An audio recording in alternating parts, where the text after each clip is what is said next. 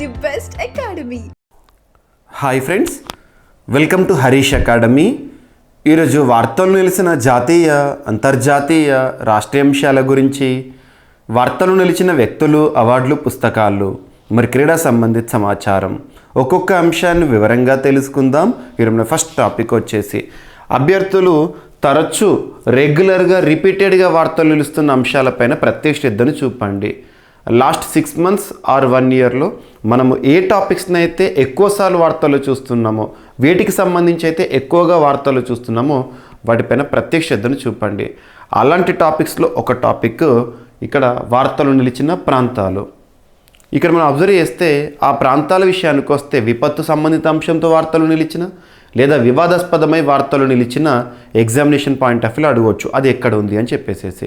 So ఇక్కడ విపత్తులకి సంబంధించి తరచూ బద్దలవుతూ చుట్టుపక్కల ప్రాంతాలకి సమస్యాత్మకంగా మారి వార్తలు నిలిచిన ఒక అగ్నిపర్వతం పేరు ఏంటంటే మౌంట్ సెమురు.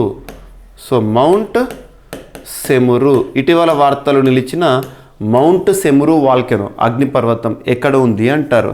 సో ఇటీవల అగ్నిపర్వతాలకు సంబంధించి చాలాసార్లు వార్తలు నిలిచిన దేశం ఏంటి? ఇండోనేషియా. సో ఇండోనేషియాలోని యాక్టివ్ వాల్కెనో ఈరోజు యాక్టివ్గా వార్తల్లోకి వచ్చింది.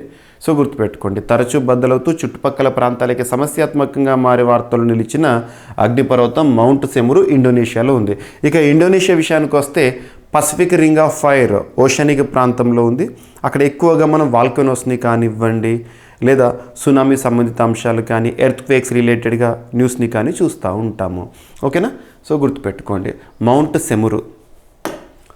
నెక్స్ట్ వచ్చేసి లాస్ట్ 3-4 monthsలో మనం చాలా తుఫాన్ల గురించి డిస్కస్ చేశాము. తుఫాన్లను అవి సంభవించే ప్రాంతం ఆధారంగా ఒక్కొక్క పేరుతో పిలుస్తామని చెప్పేసి కూడా మీకు చెప్పాను. సో ఇక్కడ అబ్జర్వ్ చేస్తే ఫ్రాన్స్లో తుఫాను బీభత్సవం ఎగ్జామినేషన్ పాయింట్ ఆఫ్ వ్యూలో ఒకటే ప్రశ్న అడుగుతారు. ఇటీవల ఫ్రాన్స్లో తుఫాను బీభత్సాన్ని సృష్టించింది, ఆ తుఫాను పేరు ఏంటి అని అడుగుతారు డైరెక్ట్ బిట్. సో ఇక్కడ అబ్జర్వ్ చేస్తే చైడో తుఫాను ఇటీవల చైడో తుఫాను ఏ ప్రాంతాన్ని లేదా ఏ ప్రాంతంపై ప్రభావాన్ని చూపించింది అంటారు. సో ఇక్కడ అబ్జర్వ్ చేస్తే ఫ్రాన్స్లోని హిందూ మహాసముద్రంలో ఉన్న మాయోట్ ద్వీప సమూహంపై విరుచుకుపడిన చైడో తుఫాన్ వందలాది మందిని బలిగొన్నట్లు ఫ్రెంచ్ అధికారులు ప్రకటించారు.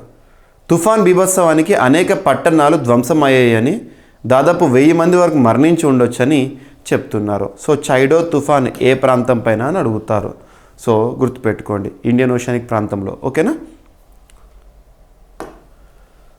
నెక్స్ట్ వచ్చేసి భారత్కు చేరుకున్న శ్రీలంక అధ్యక్షుడు. సో నిన్న మీరు అబ్జర్వ్ చేస్తే Group 2 examination current affairs point of వ్యూలో తనకు సంబంధించిన పొలిటికల్ పార్టీ పైన అడిగారు, జనతా విముక్తి పేరుమన. సో ఇక్కడ అబ్జర్వ్ చేస్తే మన సమీపంలో ఉన్న దేశం దీవి దేశం శ్రీలంక భారత సంబంధాలు ఇటీవల కాలంలో చాలాసార్లు వార్తల్లోకి వచ్చినాయి. అక్కడ ఎన్నికలు జరిగినాయి. సో కొత్త నాయకులు వచ్చారని చెప్పేసి, కమ్యూనిస్ట్ లీడర్ అని చెప్పేసి మనం ప్రత్యేకంగా తన పార్టీ గురించి కూడా డిస్కస్ చేసాం డైరెక్ట్ బిట్. సో ఇక్కడ భారత్కు చేరుకున్న శ్రీలంక అధ్యక్షులు 3 రోజుల పర్యటనలో భాగంగా శ్రీలంక అధ్యక్షుడు అనురకుమార దిశనాయకే భారత్ చేరుకున్నారు. నిన్నటి రోజున ఆయన ఢిల్లీకి చేరుకున్నారు. సో అధ్యక్ష బాధ్యతలు చేపట్టిన తర్వాత ఆయన తొలిసారి భారత పర్యటనకు రావడము. భారత విదేశీ వ్యవహారాల మంత్రి జైశంకర్తో దిశనాయకే సమావేశం అయ్యారు. వివిధ అంశాలపై ఆయన చర్చించినట్లు చెప్తున్నారు. గుర్తుంచుకోండి, ఇరు దేశాల మధ్య ద్వైపాక్షిక సంబంధాలు బలోపేతం విషయంలో వారు సమావేశం కానున్నారు. భారత ప్రధానితో ప్రత్యేకంగా కొన్ని సదస్సులో కూడా పాల్గొని ఉన్నారు. గుర్తుంచుకోండి దిశనాయకే. ఏ దేశం అంటే శ్రీలంక. నెక్స్ట్, దేశంలో తొలి డయాబెటీస్ బయోబ్యాంక్. దేశంలోనే లేదా ప్రపంచంలోనే మొట్టమొదటి అతిపెద్ద, అతి చిన్న, అతి పొడవైన ఇలాంటి ప్రత్యేక పదాలతో కూడిన కరెంట్ అఫైర్స్ని మనం సూపర్లేటివ్స్గా డిస్కస్ చేస్తున్నాము. సో ఇక్కడ అబ్జర్వ్ చేస్తే భారతదేశంలోని తొలి డయాబెటీస్ బయోబ్యాంక్ ఎక్కడ? చెన్నైలో. ఎవరు స్థాపించారు? ICMR Indian council of medical research వారు. సో సైంటిఫిక్ పరిశోధనలు బలపరిచే లక్ష్యంతో ప్రజలకు సంబంధించిన జీవ సంబంధ నమూనాలను భద్రపరిచే దేశంలోనే మొట్టమొదటి డయాబెటీస్ బయోబ్యాంకును భారతీయ వైద్య పరిశోధనా మండలి చెన్నైలో స్థాపించింది.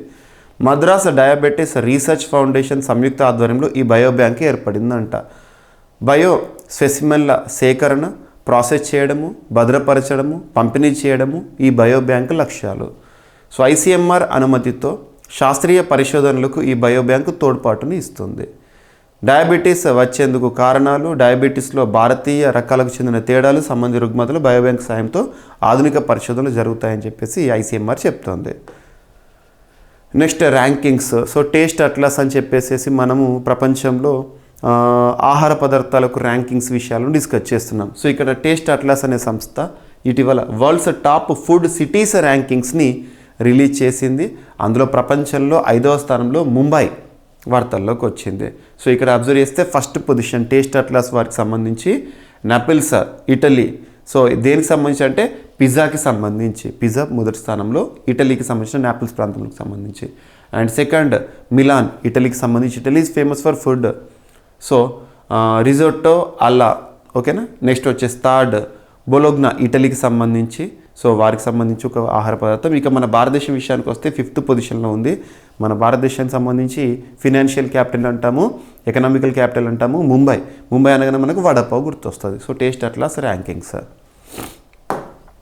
ఇక బొమ్మల తయారీ. ప్రపంచంలో అత్యధికంగా పిల్లలు, ముఖ్యంగా 14 ఏళ్లలోపు పిల్లలు భారతదేశంలో ఉన్నారు. సో పిల్లలు ఆడుకోవడానికి బొమ్మలు అనేవి మనం చూస్తూ ఉంటాం. భారతదేశంలో అత్యధిక బొమ్మల వినియోగం కూడా చూస్తాం. బొమ్మల వినియోగంలో టాప్లో ఉంది భారత్, కానీ బొమ్మల ఉత్పత్తిలో వెనుకబడి ఉంది. దానికి సంబంధించిన గణాంకాలు, ప్రపంచ బొమ్మల మార్కెట్లో భారతదేశం వాటా ఎంత, ఇటువంటి మనకి ఎగ్జామినేషన్ ఇంపార్టెంట్. సో మన దేశంలో చిన్నపిల్లల బొమ్మలకు క్రేజ్ చాలా ఎక్కువ. అందుకు ప్రధాన కారణం ప్రపంచంలోని 14 ఏళ్లలోపు చిన్నారుల్లో దాదాపు 25% మంది మన భారతదేశంలోనే ఉండటం. కానీ బొమ్మల ఉత్పత్తిలో మాత్రం మనది అట్టడుగు స్థానమే. 2022లో ప్రపంచంలోని మొత్తం బొమ్మల ఉత్పత్తిలో 80% చైనాలోనే జరిగేవి. అప్పట్లో మన దేశ వాటా 0.3% మాత్రమే. ప్రస్తుతం ప్రపంచంలో అత్యధికంగా ఎగుమతి చేస్తున్న దేశాలు, బొమ్మలు ఎగుమతి చేస్తున్న దేశాలు చైనా, చెక్ Republic, European Union, Vietnam, Hong Kong. 2018-19 నుంచి మన దేశం నుంచి ఈ బొమ్మల ఎగుమతులు పెరిగాయి, దిగుమతులు భారీగా తగ్గాయి. ప్రపంచవ్యాప్తంగా ఎలక్ట్రానిక్ బొమ్మలకు ఎక్కువ క్రేజ్ అనేది ఉందంట. సో ఏ బొమ్మల మార్కెట్ ఎంతెంత ఉంది అని చెప్పేసి ఇక్కడ ఇచ్చాను. అండ్ ప్రస్తుతం ప్రపంచ బొమ్మల మార్కెట్ విలువ వచ్చేసి $108 బిలియన్. మరి భారత్ మార్కెట్ వచ్చేసి $3 బిలియన్.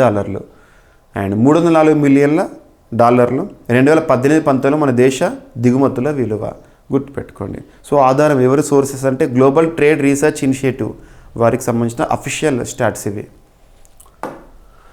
ఇక పసిఫిక్ మహాసముద్రంలో చీకటి జీవిని గుర్తించారు శాస్త్రవేత్తలు. పెరు, చిలీ తీరంలోని అటకామా ట్రెంచ్లో గుర్తించిన సైంటిస్టులు. సో మనకిది దక్షిణ అమెరికా ఖండానికి సంబంధించి పెరు, చిలీ అంటే. సో భూగోళంపై ఎన్ని రకాల జీవులు ఉన్నాయో లెక్కే లేదు. ఎన్నో రకాల జీవులు అప్పటికే అంతరించిపోయినట్లు సైంటిస్టులు చెప్తూ ఉంటారు. మరోవైపు కొత్త రకం జీవుల ఉనికి బయటపడుతూనే ఉంది. దక్షిణ అమెరికా ఖండంలోని పెరు, చిలీ దేశాల సముద్ర తీరంలో ఒక జీవిని గుర్తించారు. తూర్పు పసిఫిక్ సముద్రంలో భాగమైన అటకామా ట్రెంచ్ అట్టడుగున ఈ ప్రాణి నివసిస్తున్నట్టు చెప్పారు. సో యాంపిఫాడ్ వర్గానికి చెందిన ఈ జీవికి డుల్సిబెల్లా కమాంచకా అని పేరు పెట్టారు.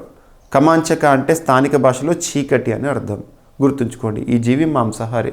కొత్త రకమైన జీవి ఆనవాలు ఎక్కడ ఎవరు గుర్తించారు.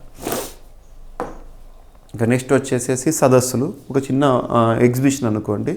సో ఇక్కడ మినిస్ట్రీ ఆఫ్ టెక్స్టైల్స్ పరిధిలో భారత ప్రభుత్వం నిర్వహిస్తున్న ఒక ఎగ్జిబిషన్ షో, అటు Virasat hand woven saris of ఇండియాకి సంబంధించి 15th డిసెంబర్ నిన్నటి రోజున ప్రారంభమైంది, 20th డిసెంబర్ వరకు జరుగుతూ ఉంటుంది. సో గుర్తుంచుకోండి, న్యూఢిల్లీ వేదికగా.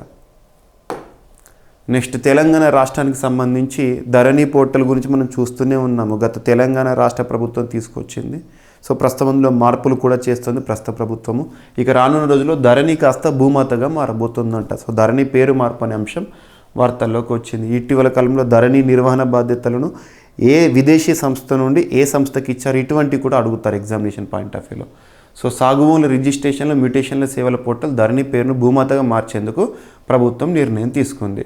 ఇందుకు సంబంధించి తెలంగాణ రాష్ట్ర రెవెన్యూ శాఖ మంత్రి పొంగులేటి శ్రీనివాసరెడ్డి గారి నేతృత్వంలో ధరణి అంశాలపై నిన్నటి రోజున సమీక్ష జరిగింది.